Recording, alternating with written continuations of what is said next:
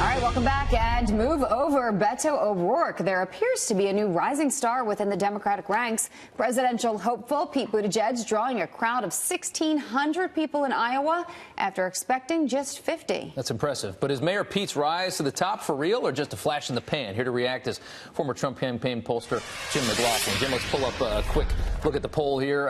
This is for a 2020 Democratic poll, and the top guys. You see Biden's still at the top, even though he hasn't run yet officially. Buttigieg, the fact that anybody knows who he is at 4% is rather impressive, and he's closing in on Kamala Harris. Yeah. No question about it. I mean, only a few months ago, even a few weeks ago, people were saying, Pete who? And literally what's happened is the important thing to look at in terms of polling is if you look at both the recent polls in Iowa and New Hampshire, he's running third now to Joe Biden and Bernie Sanders. So he's made a real impressive showing. And you look at it, he's already leapfrogged the Beto O'Rourke's, the Elizabeth Warrens, the Cory Bookers of the world. So we've already seen, you know, the rise of Beto, where there was so much interest. That appears anyway, some say, to be fizzling out a little bit because now you have a lot of the interest on Pete. What does that say about the Democratic Party looking for new blood, for fresh blood? And we saw this a while ago in national polling. More than 6 out of 10 Democratic primary voters were telling you they wanted somebody new, somebody different. I think what it also points to is the weakness in the Democratic field right now. And there is no real front runner. Yes, Bernie Sanders and Joe Biden, they're up there at the top of the pack right now, but a lot of that tends to be name ID. But the truth of the matter is the Democratic primary voters, they're looking out there, and there is no real clear front runner at this point in time.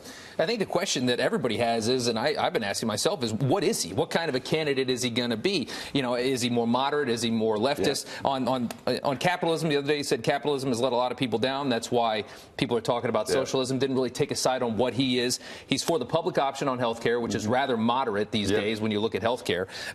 Supports, though, the Green New Deal. On immigration, we just heard earlier in the show, he's kind of feels a little bit almost open bordery. So he's kind of a quasi mix in a way. And one of the criticisms he's been getting, he hasn't really taken firm positions on the issues. Like Medicare, he says, yeah, I'm for Medicare for all, but we don't want to do it necessarily right away.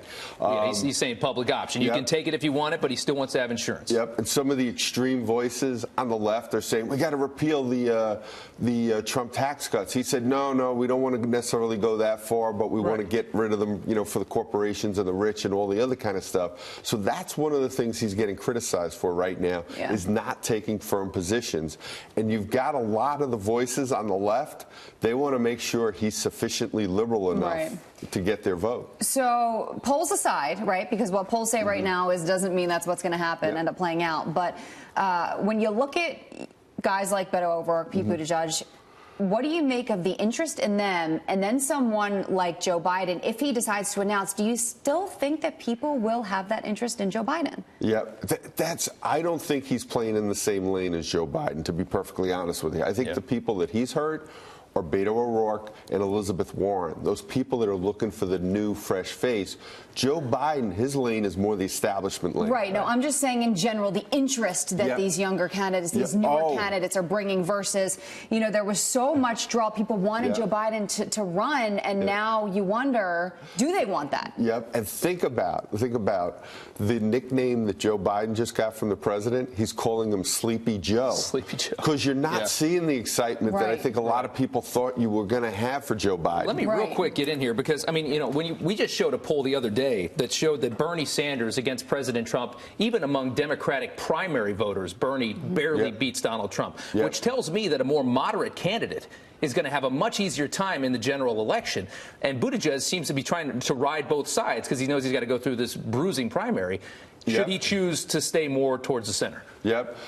The problem is, in the center, you probably can't win the Democratic primary. And that's the thing why he's playing it. A lot of the Democrats are really worried about is you look at the circular firing squad of the Democratic primary, is whoever wins their primary, are they going to be too liberal where they're unacceptable to the general election voters?